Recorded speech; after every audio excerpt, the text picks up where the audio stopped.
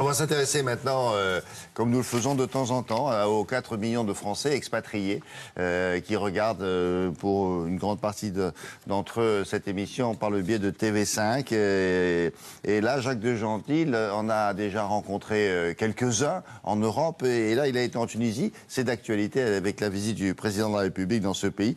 Alors, tous ne travaillent pas, comme vous allez le voir. Certains ont choisi d'y passer leur retraite dans ce pays-là en particulier et dans d'autres pays de la Méditerranée. Ils s'appellent Yves et Marie-Ange et ils vivent à Djerba. Bonne idée, non?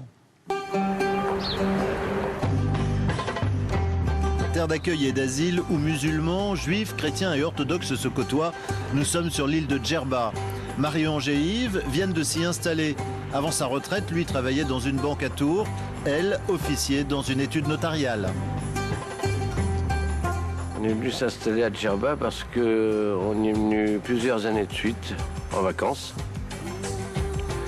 Et puis, au fur et à mesure du temps, on s'est dit peut-être qu'un jour on va y revenir définitivement.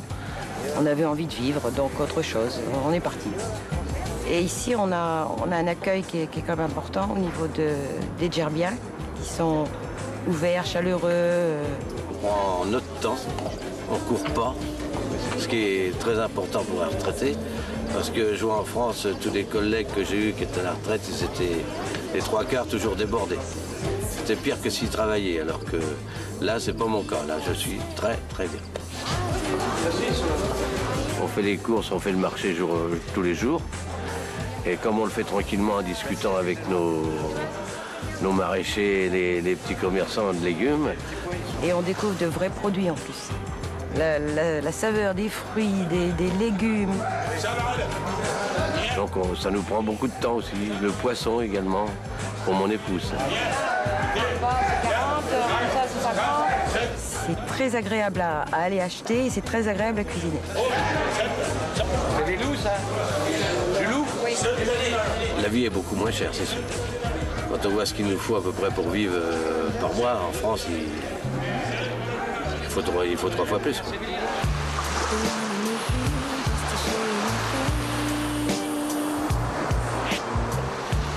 Mon épouse, elle ne devait pas faire d'activité, elle ne devait rien faire. Donc, et puis, étant donné qu'il faut que ça bouge, qu'elle bouge, alors elle va faire une activité d'agent immobilier, mais en dilettante.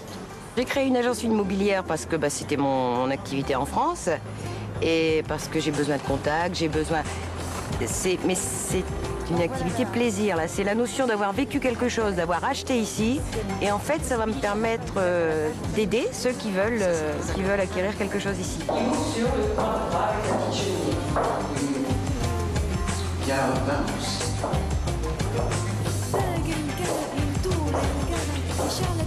On a l'impression qu'on vit trop vite, là.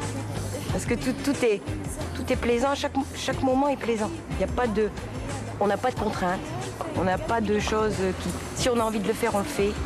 Et c'est un plaisir.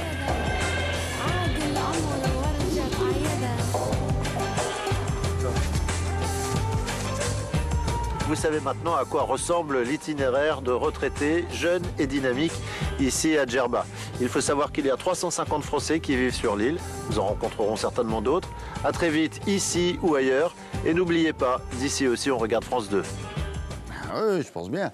Yves et Marie-Ange, Camus, quelqu'un qui connaissait bien la Méditerranée. Lui, c'était l'Algérie. Alors, si vous souhaitez, tiens, à propos, visiter ce pays, on a trouvé un ouvrage. Là, c'est le premier ouvrage d'une nouvelle collection de livres de voyage. On vous présentera les autres au fur et à mesure. Ça s'appelle Confidence du monde. Alors là, Confidence de Tunisie. Ça vous propose de visiter les pays d'une autre manière, en découvrant toutes les richesses, bien sûr, du patrimoine historique et culturel, la beauté des sites, bien sûr, mais c'est un tourisme éthique. Par exemple, cette collection prévoit de réserver 5% des bénéfices des ventes à une fondation qui œuvre pour la sauvegarde du patrimoine.